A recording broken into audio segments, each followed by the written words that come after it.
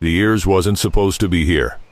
Yet at exactly 8:17 a.m., two black SUVs rolled into the quiet neighborhood and stopped in front of the HOA clubhouse. Federal investigators stepped out carrying sealed evidence boxes while stunned homeowners gathered on the sidewalks. Inside the clubhouse, HOA President Veronica Sterling confidently opened the board meeting until an investigator slid a thick folder across the table.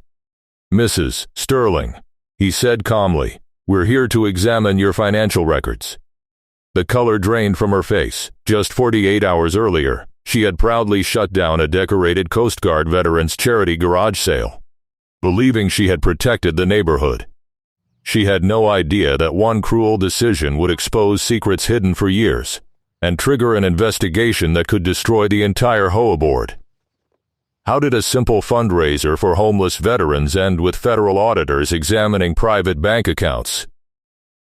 Before we answer that, here's where it all began. If you enjoy stories where courage defeats corruption and justice always wins, subscribe and let's begin. For nearly 8 years, Colton Ashford had organized the same charity garage sale. The retired Coast Guard rescue specialist never cared about making headlines. Every donated dollar went directly to local programs helping homeless veterans find housing, job training, and emergency assistance. His neighbors admired him because every receipt was public, every expense documented, and every volunteer welcomed. This year's event was expected to be the biggest yet. More than 60 families donated items. Local businesses contributed gift baskets and tools. Even children set up lemonade stands to help raise additional money. By Friday evening, Colton's driveway looked more like a community festival than a garage sale. His wife Maren smiled as she arranged donated blankets. "This neighborhood Colton still nodded. remembers what service means. I just hope everyone She gets said. the help they deserve." Colton nodded. "I just hope everyone gets the help they deserve." Neither of them noticed Veronica watching from across the street. At sunrise, Veronica arrived with several HOA board members. She carried a folder nearly an inch thick. Without greeting anyone, she handed Colton a violation notice. "No commercial activity is permitted without HOA approval." Colton calmly replied, "This isn't commercial. Every dollar goes to veterans." Veronica folded her arms. "The rules don't make exceptions." Within minutes, volunteers were ordered to stop unloading donations. Several neighbors protested. One elderly resident stepped forward. "This fundraiser has helped people for years."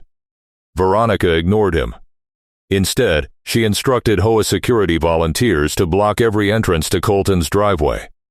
Children watched in confusion. Some elderly donors quietly returned to their cars carrying boxes they had hoped would change someone's life. For the first time that morning, Colton looked disappointed. But he still refused to argue. Instead, he quietly began recording every interaction on his phone. Veronica mistook his silence for surrender. She couldn't have been more wrong. Attorney Amelia Cross reviewed every HOA document Veronica had issued. Most of the citations were legally questionable. But something else caught her attention. The HOA's annual financial reports didn't match publicly available reserve fund balances. Several payments appeared unusually large. Others had no explanation at all. Amelia frowned. "This isn't just about a garage sale." She hired a forensic accountant. Within days, they identified transfers between HOA reserve accounts and unfamiliar consulting companies. None of the companies appeared to have employees. Meanwhile, an anonymous envelope arrived at the regional IRS office.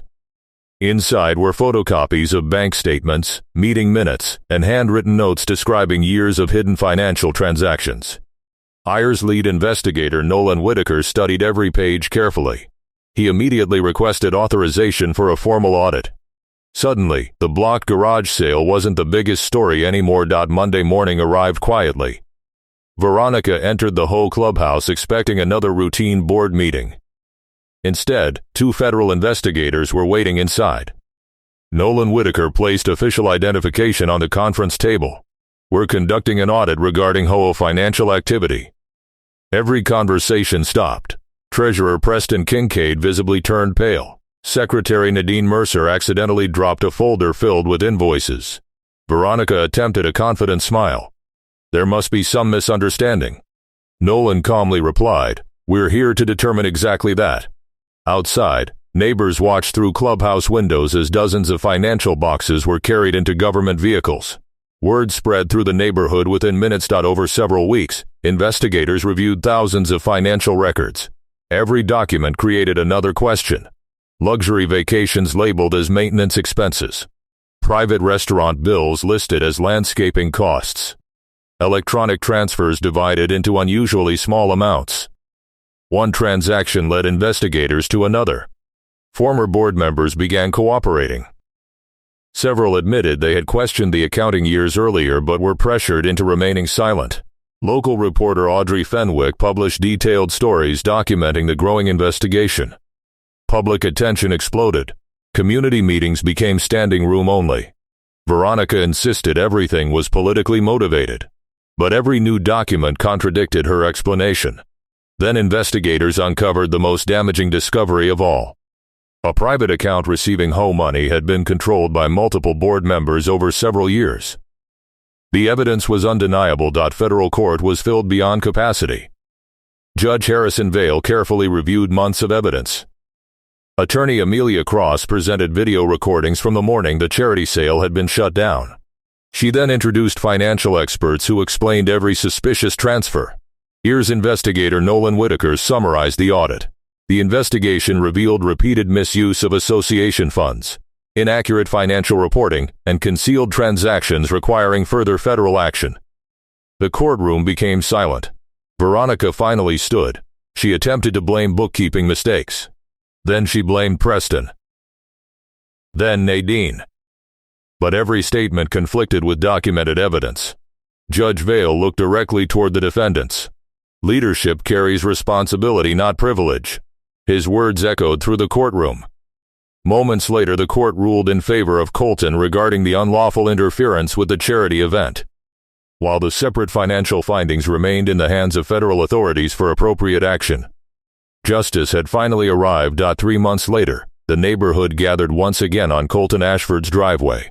This time, no barricades, no violation notices, no intimidation. Hundreds of families attended. Local businesses doubled their donations. Veterans volunteered beside teenagers. Children proudly carried donation boxes. By sunset, the fundraiser had raised more money than any previous year. As volunteers packed away the final tables, Marin smiled. "You never fought them with anger." Colton looked across the crowd filled with neighbors helping one another. "No," he replied softly. The truth fought for itself. Above the driveway, an American flag moved gently in the evening breeze as the community celebrated not just a successful fundraiser but the return of trust, unity, and the belief that integrity can outlast even the most determined abuse of power. Sometimes the strongest victory isn't winning against your enemies, it's proving that honesty can inspire an entire community to stand together.